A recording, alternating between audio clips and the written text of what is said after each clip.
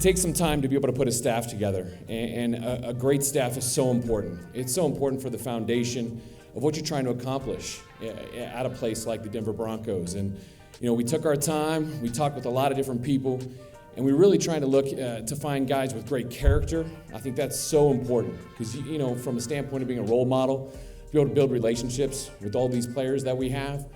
We wanted guys with humility because coaches will tell you they know everything, but we don't. And so you're always growing as a coach. And then, you look at the mindset of efficiency. That's something that's very important to me. I just talked about that time. We spend a lot of time together, a whole lot of time. And to be able to be efficient and be great at what you do, to be able to accomplish as much as you can in a short period of time is critical. And I think all these guys that are here really possess that. And then finally, it's about being a great teacher.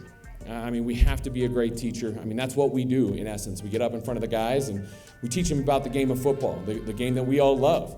Thanks for joining us for another edition of Broncos Country Connected. I'm Alexis Perry, and as we continue introducing you to the newest members of Nathaniel Hackett's coaching staff, I'm thrilled to be joined by Defensive Coordinator Ejiro Evero, who is just a couple weeks removed from winning the Lombardi Trophy with the LA Rams. Ejiro, congratulations. Thank you very much. Well, coming off that kind of success, I'm sure this opportunity here in Denver had to be extra special for you to make the move. So why was this position so appealing to you?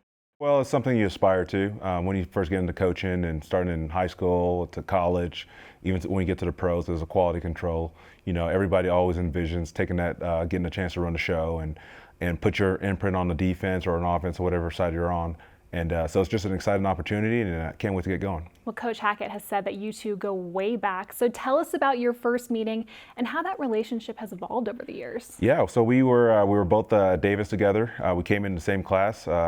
We ended up becoming roommates, and we were in each other's weddings. So very close. Our families are very close, and think the world of them. But interesting enough, when I first met him, he was a little too much for me. Oh, really? Yeah, a little too much personality, and he eventually wore me down, and I think everybody's going to see the personality come out, but it's pretty cool. Well, Coach Hackett, he was looking for guys who were of high character, who could really connect with these players day in and day out. So how would you describe your ability to connect with players and how important that is for the culture you guys are trying to create here? Yeah, it's all about trust, and I think that's like the first step. And anytime you're coming into a new place, anytime you're trying to establish an identity, you got to develop trust, because I think too often people misunderstand a coach as being a dictator over players, right, when it's really a collaboration.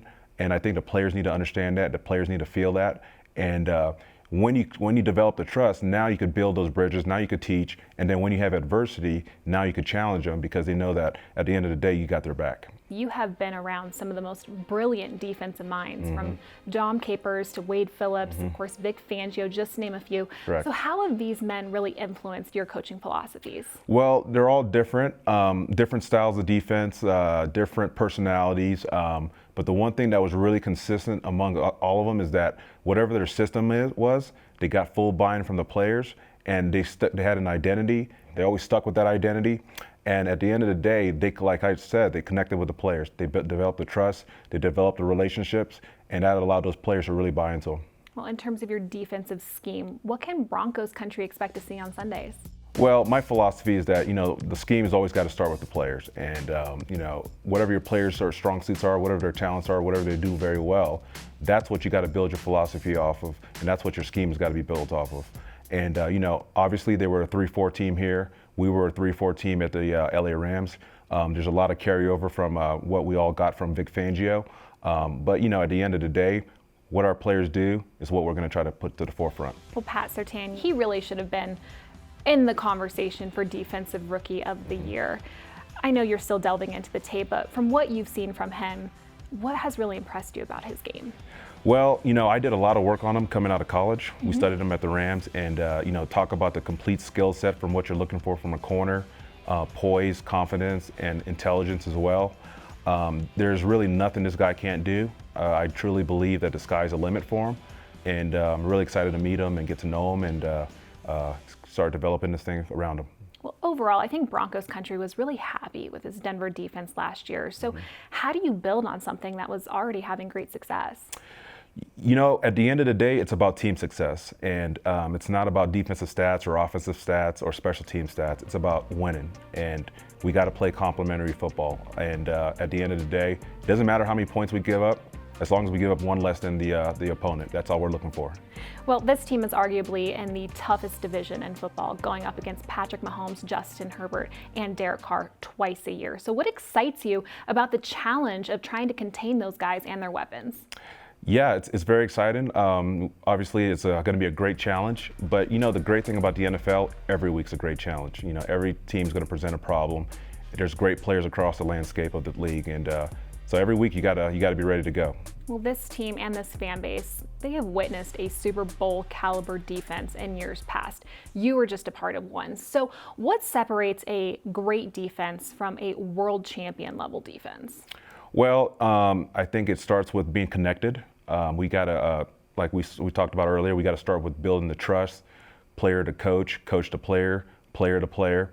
And when you start building that connection, now the communication comes to life, the trust comes to life, and then you get that output on the field. So we want to be a situationally aware defense. We want to be aggressive. We want to be physical. We want to go play fast.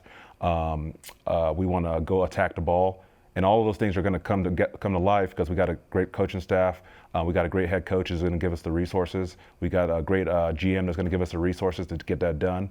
But we got to build that connection. We got to build that cohesion amongst the defense, coaches, and players to get that thing going. Well, I know you've only been here a very short time, and your to-do list is probably a mile long. Oh, yeah. But what are some short and long-term goals that you have for this Denver defense? Short term, for myself, I would love to just get a great handle on the people in terms of the learning the players and their skill sets. I think the short term, when we get the players in, is just to fine tune and tweak and get an understanding of the communications and the calls and what we're going to call things and all that. And then long term, it's going to be to go win a Super Bowl. That's the goal. Great. Thank you so much for your time, Ejiro. We really appreciate it. Welcome to Denver. Thank you very much. Thanks for having me. Well, coming up after the break, the Denver 7 crew will touch on what we can expect as the 2022 Scouting Combine gets underway this week. Don't go anywhere.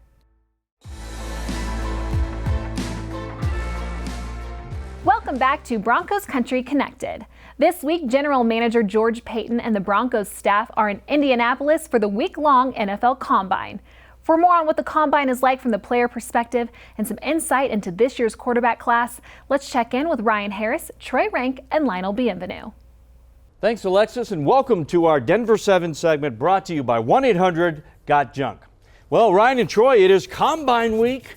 Oh boy, it's like a huge job fair, right? Players looking to impress, coaches, GMs, and scouts looking for employees in the future. Ryan, you went through the Combine in 2007, so you know what's going on.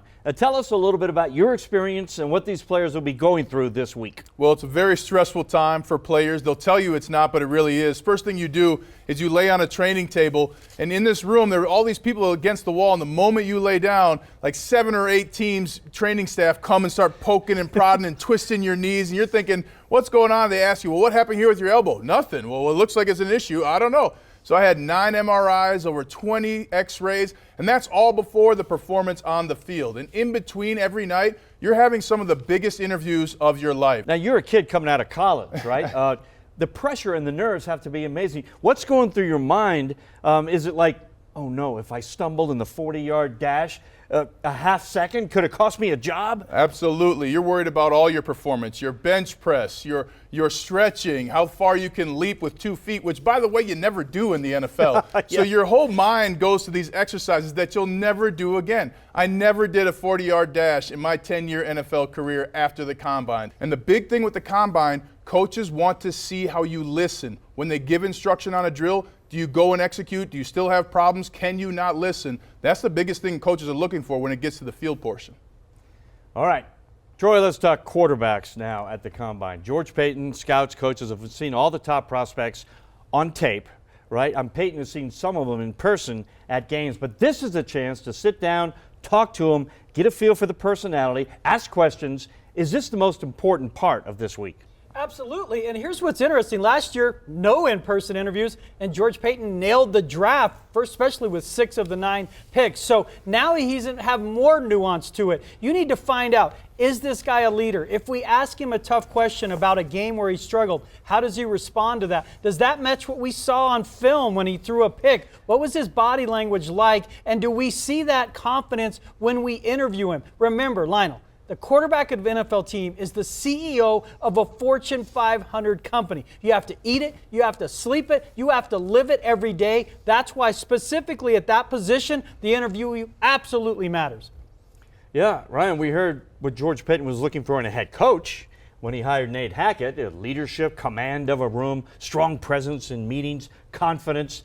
Is this the same thing they're looking for in a quarterback? As Troy just said, could one of these guys come in and impress Paton and Hackett so much that, like, we got to have that guy at number 9? We got about 10 quarterbacks thinking they can do that with the Broncos in their meetings. But one of the things Nathaniel Hackett said is he said, we want the quarterback to be the face of the organization. And that's something that tells you, yes, they're looking for someone to lead in a room. Now, there is one player, I think if Malik Willis comes in, the quarterback for Liberty, and he can really work and show on the board he understands offense, that could be the one player that could end up your 9th pick overall for the Broncos. All right, Troy, nothing new on the Aaron Rodgers situation right now, but the Combine is notorious for some secret meetings between GMs. They're all there. Hey, what do you think about this deal? What do you think about this deal?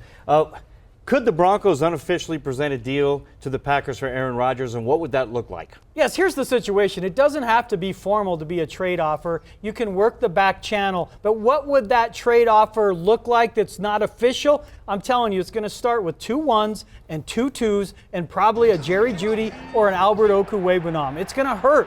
But you're talking about back-to-back MVP Aaron Rodgers, so of course it's going to hurt. But those discussions can happen, whether it's leaked to an agent and then leaked to the team, or just some lower-level employee being told this is what a certain team would be willing to do. So yes, it can happen, Lionel. All right, we heard from Ejiro Evero, the Broncos defensive coordinator, earlier in the show. I like what I hear from him, and really every member of the staff so far, Ryan. But how can he make this defense better than it was last year under Vic Fangio? By saying, I want players committed to winning and I want them to play fast and make plays. That's going to create the production on the field. We all take our leadership from the top, and when your defensive coordinator is questioning your commitment to winning, you do more to make your team successful.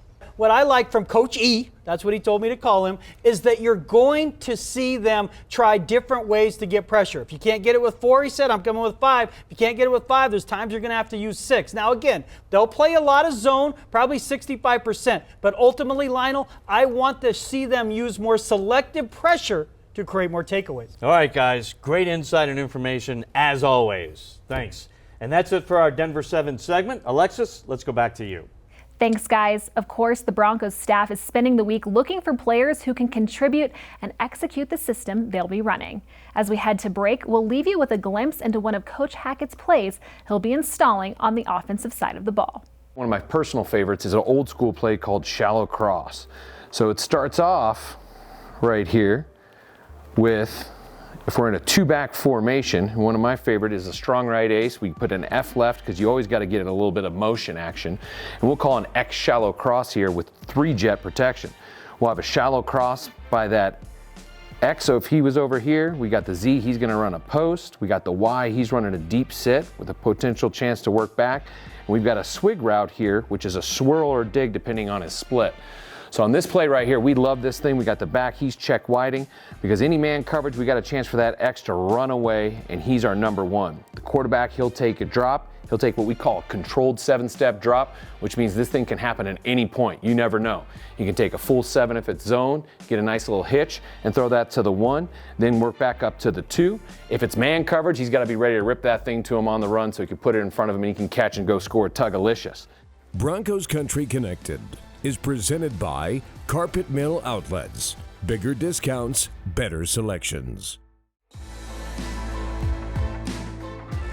Thanks for sticking with us for this final segment of Broncos Country Connected. This week, NFL historian Andrew Mason takes a deep dive into the player and personality of Hall of Fame tight end Shannon Sharpe.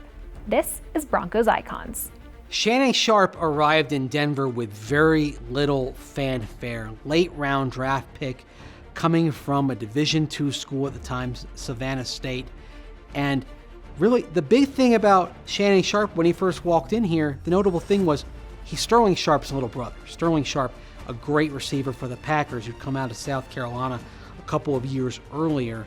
And so for Shannon Sharpe, he had big numbers, but on a small stage in college. So he was kind of an unknown factor. With those pass catching skills, he was such a mismatch. In a lot of ways, he was the precursor to these tight ends that we see here in the 2020s that are matchup nightmares. He kind of set the standard for being the guy that you couldn't cover with a linebacker, you couldn't really cover with a safety. If you cover with a corner, he was too big for those types of players. The completion of the package was the fact that you had a quarterback in John Elway who could take advantage of Shannon Sharpe and what he could do to stretch out a defense. And when he hit Sharpe down the seam, that was darn near undefensible for any opposing D. And then it was just a matter of him adjusting to the level of play that he was at, going from D2 to the NFL, adjusting to being a tight end. And by year 3 and especially into year 4, it was apparent that the Broncos had someone truly special on their hands in Shannon Sharpe. Where did they get a load of me? Shannon's personality was maybe the biggest that we've seen ever come through the Broncos, and that's saying a lot because we've seen a lot of larger-than-life personalities here. But he had the gift not only of grab, but the gift of gab. We all know, of course, about when he held up the phone on the sideline, pretended to make a phone call to the National Guard. We need a National Guard. We need as many men as you can spare because we are killing the Patriots. So call the dogs off. Send the National Guard, please. They need emergency help. Please help these folks. They're coming. Help is on the way. The fact that he had that natural ability to to communicate and be bold and be boastful, it was something that everybody was going to eat up. You know, teammates loved him. Media loved him probably even more than teammates did because he always had that perfect soundbite. It's no surprise that he's had a long and very successful career in television because that personality that you see every day on FS1 is the same personality that we saw around here for 13 years. And if anything, he got even better and more talkative as his career went on.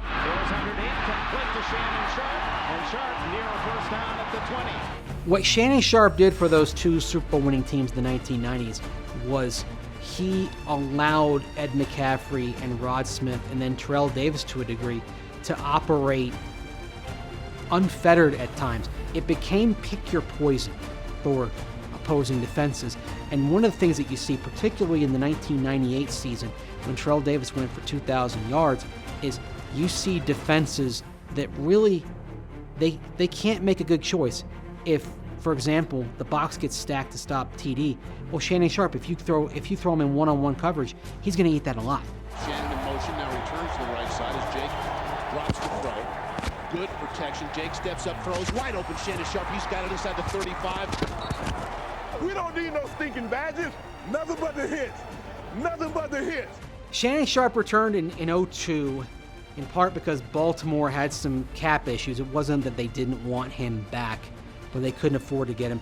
And the Broncos, they never replaced Shannon Sharpe. You can't replace a guy like that. And so it was a wonderful homecoming for Sharpe in the 2002 season. And it was a frustrating year from a team perspective, but for Shannon Sharpe individually saw the greatest game of his career. 12 catches, 214 yards, 2 touchdowns at Arrowhead Stadium. Still the most productive game in terms of receiving yardage that a tight end has ever had in NFL history. And when he retired in 2004 to go take a TV job and start that phase of his life, the truth is, Shannon still had something left in his tank. But that's a great way to leave, right? You leave him wanting more. That's his 11th season with 50-plus catches. 800th catch today, went to 805. Our Hall of Famer, Shannon Sharpe. Shannon Sharpe is a Broncos icon on the field because he's the greatest tight end this team has ever had. And then his personality being one of the most larger-than-life that we've ever seen come through here. He talked a big game. he backed it up with an even bigger game on the field. There's never been anybody like Shannon Sharpe in a Broncos uniform. Thanks, Mace. Well, that'll do it for Broncos Country Connected, but be sure to follow us at Broncos TV on Instagram and Twitter, and check out the Broncos YouTube channel anytime for more great content. We'll see you next week. Broncos Country Connected is brought to you by Ford Trucks. Built better, built stronger, built Ford tough.